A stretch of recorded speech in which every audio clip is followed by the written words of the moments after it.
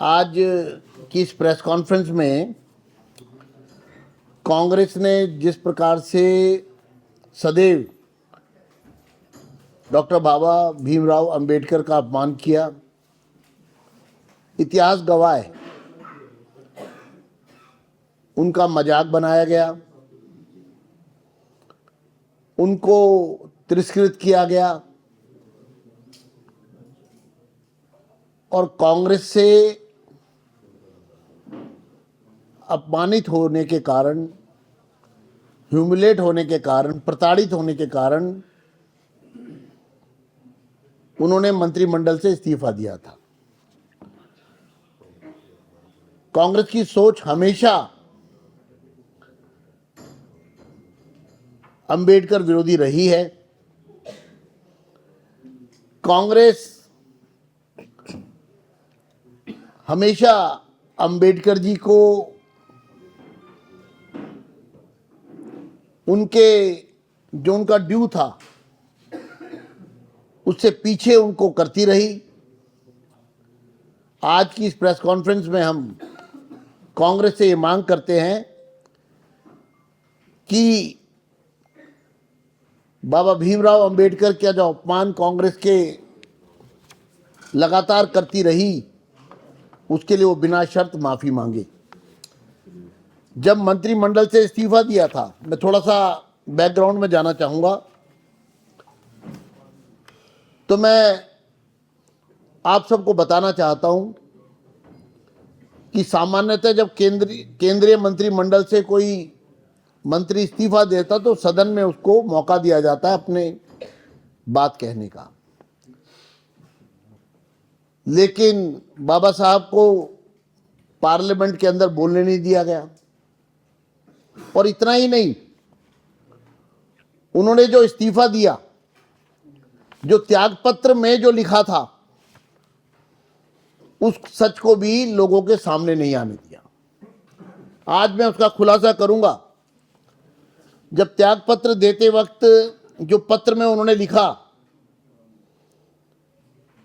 कि उन्होंने इस्तीफा क्यों दिया, ये उन्हीं के शब्दों में बाबा साहब ने अपने इस्तीफे में लिखा था। जब इस्तीफा दिया, जो उन्होंने लिखा उसके कुछ अंश मैं पढ़ रहा हूं। मैं डॉक्टर बाबा साहब अंबेडकर के त्यागपत्र में जो उनके उद्गार थे, जो उन्होंने लिखा, मैं उसको हूबहू आपके सामने रख रहा हूं। मैं वित्त और उद्योग क्षेत्र में पढ़ा लिखा था, मगर मुझे उससे जुड़ा एक भी विभाग नहीं दिया गया और एक भी संसदीय कमेटी का हिस्सा नहीं बनाया गया। मुझे कानून मंत्रालय दिया गया, मगर ईमानदारी से काम नहीं करने दिया गया। मुझे हिंदू कोड बिल के कार्य को पूरा नहीं करने दिया गया। केवल मुसलमानों की चिंता की गई, लेकिन एससी और एसटी को उचित संरक्षण प्रदान किया गया। उचित संरक्षण प्रदान नहीं किया गया। प्रधानमंत्री का सारा ध्यान मुस्लिम समुदाय के प्रति समर्पित रहता है। मुसलमानों को दिए जा रहे संरक्षण में मुझे कोई आपत्ति नहीं है, लेकिन क्या देश में केवल मुसलमानों को ही सुरक्षा की आवश्यकता है? और ये उनके पत्र के अंश हैं। मैं कांग्रेस से को चुनौती देता हूं कि जो बाबा भीमराव अंबेडकर जी ने इस्तीफे में जो लिखा, उस पर उनको क्या कहना है। वो इसको क्यों छुपाते रहे? इसको जन सामान्य तक क्यों नहीं पहुंचने दिया गया? और हमारा ये मानना है कि अगर बाबा साहब अंबेडकर उस समय सदन में बोलते, त्यागपत्र देने के बाद, और ये उनका त्यागपत्र जन सामान्य के सामने आता, तो साथियों नेहरू जी की पगड़ी उछल जाती। कांग्रेस का असली चेहरा सामने आ जाता और पंडित नेहरू ने, आपको मैं बताना चाहता हूं कि बीएस राय को लिखे पत्र में क्या कहा कि अंबेडकर के इस्तीफे से कोई फर्क नहीं पड़ता। कांग्रेस आज किस मुंह से बाबा भीमराव की विरासत के नाम पर लोगों के बीच में भ्रम फैलाने की कोशिश करती है? मैं कांग्रेस को याद दिलाना चाहता हूं कि कांग्रेस ने बाबा भीमराव अंबेडकर को संविधान सभा का सदस्य तक नहीं बनने दिया। आज प्रेम दिखा रहे हैं। कांग्रेस ने 1952 और 1954 के उपचुनाव में, आप जानते हैं, बाबा साहब भीमराव अंबेडकर के खिलाफ नेहरू जी ने चुनाव प्रचार किया था और उन्हें हरवाने में मुख्य भूमिका अदा की थी। लेकिन इतना ही नहीं, 52 और 54 में उपचुनाव में हरवाया, नेहरू जी ने उनके खिलाफ प्रचार किया और जो लोग जीते उनको कभी बाबा भीमराव अंबेडकर को ना भारत रत्न दिया, ना कभी पद्म विभूषण दिया, ना पद्म श्री दिया। जब कोई बड़ा नेता जाता है तो उनकी स्मृतियां जो हैं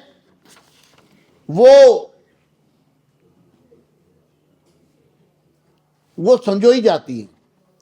लेकिन बड़ी अजीब बात है कि ना तो स्मृतियां बनाई गई, ना किसी को अनुमति दी गई, और यहां तक कि उनको पूरी तरह से इतिहास के पन्नों में बाबा साहब का नाम हमेशा के लिए गुम हो जाए, इसका कांग्रेस ने हमेशा प्रयास किया।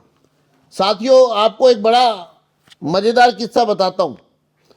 अभी कांग्रेस पार्टी के एक महामंत्री जो बेहद करीब है राहुल गांधी के, जब संसद में धक्का मुक्की हुई तो उन्होंने कहा कि ये बाबा साहब की विरासत का संघर्ष है और हमें गर्व है कि हम ये संघर्ष कर रहे हैं। बड़ी अजीब बात है। सांसद गिरा दिए गए, उनको चोटें आ गई, उसमें एक वृद्ध सांसद भी थे जिनको टाके तक आए, और एफआईआर लॉन्च हुई राहुल गांधी के खिलाफ। ये कैसी विरासत की बात कर रहे हैं? ये एक अपराध करके और बाबा भीमराव अंबेडकर जी का नाम लेके क्या कांग्रेस इसको सिर्फ एक हथकंडा बनाकर अपने पक्ष में इस्तेमाल नहीं कर रही? हमारा कहना है कि बाबा साहब की विरासत को अगर संजोने का काम किया तो भारतीय जनता पार्टी ने किया।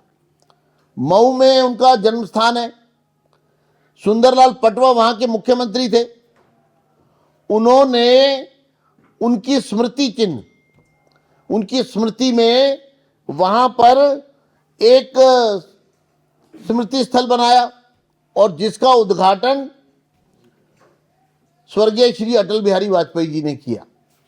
उसके बाद अंबेडकर सेंटर, चंद्रशेखर जी देश के प्रधानमंत्री थे, उन्होंने ये जगह आवंटित की और कांग्रेस ने अपने शासनकाल में, और कांग्रेस लगातार ये कोशिश करती रही कि अंबेडकर भवन ना बने। लेकिन प्रधानमंत्री श्री नरेंद्र मोदी जी देश के प्रधानमंत्री बने और उन्होंने पहले दिन ही आदेश दिए कि अंबेडकर भवन तुरंत बनाया जाना चाहिए, और एक भव्य अंबेडकर भवन जनपद पर भारतीय जनता पार्टी की सरकार की अगुवाई में मोदी जी के आशीर्वाद से तैयार हुआ। इसके साथ साथ मैं आपको बताना चाहता हूं कि लंदन में जहां पर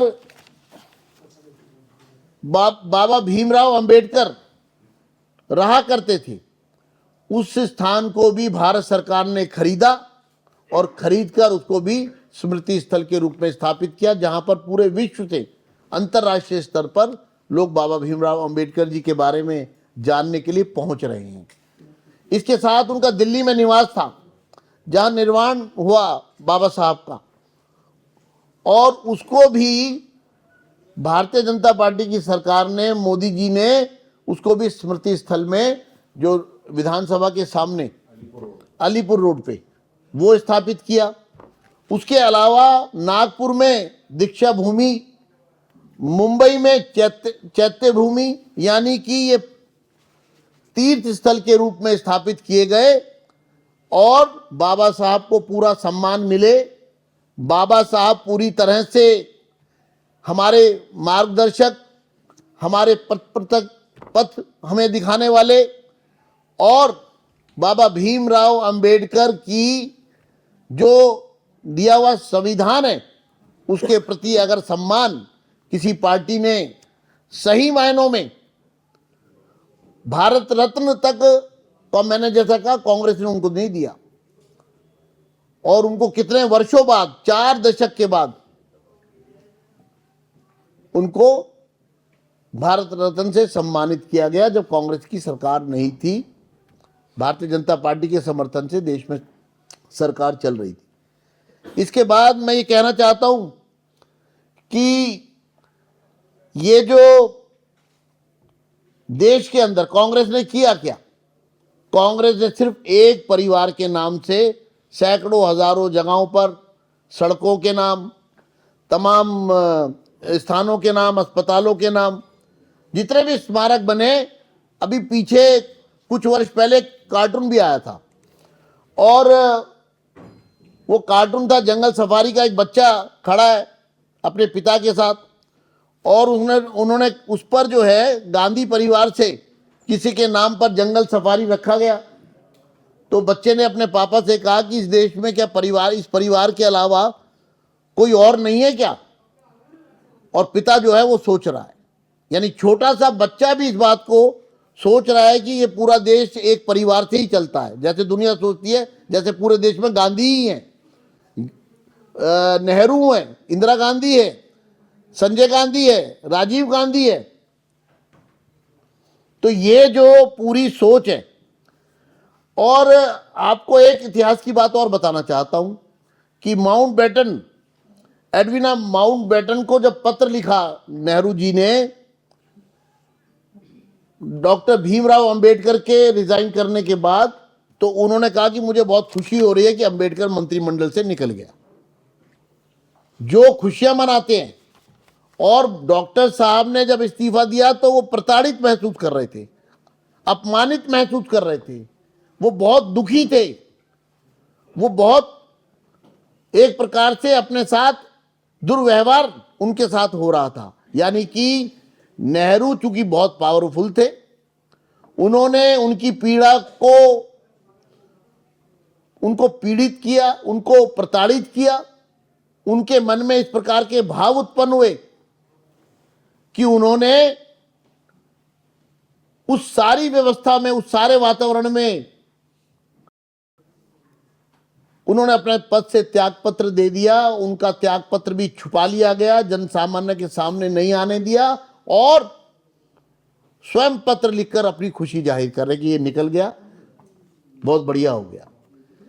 ये कैसे आज बाबा साहब के सम्मान की बात कर रहे हैं, जिन्होंने हमेशा तिरस्कार किया, जिन्होंने हमेशा उनको प्रताड़ित किया, उनका नाम मिटाने की कोशिश की, कभी उन्हें किसी राष्ट्रीय सम्मान से सम्मानित नहीं किया, कभी उनके कोई एक भी वो बता दे कि उन्होंने उनकी स्मृति स्थल बनाया हो। और आज ढोंग कर रहे हैं, नौटंकी कर रहे हैं। कांग्रेस को इस बदसलूकी पर माफी मांगनी चाहिए। इस पर मैं कहना चाहता हूं कि दिल्ली में पार्लियामेंट के अंदर आदरणीय देश के गृह मंत्री श्री अमित शाह जी के बयान को तोड़ मरोड़ कर, एडिट करके, उसका एक भाग, यानी पूरे बयान में से एक भाग निकाल के, जिस तरह का प्रेस कॉन्फ्रेंसेज करके कुप्रयास किया जा रहा है मुद्दा बनाने का, ये बहुत शर्म की बात है कांग्रेस के लिए। कांग्रेस जो है, मैं कांग्रेस को बताना चाहता हूं, उसकी दाल नहीं गलेगी इससे। इस ढोंग से कांग्रेस की दाल नहीं गलेगी। और इसके साथ साथ कांग्रेस बताए कि जिस पहले प्रचार किया उनके खिलाफ चुनाव में, फिर जो जीता नारायण सडोबा, उनको 1970 में पद्म भूषण दिया गया।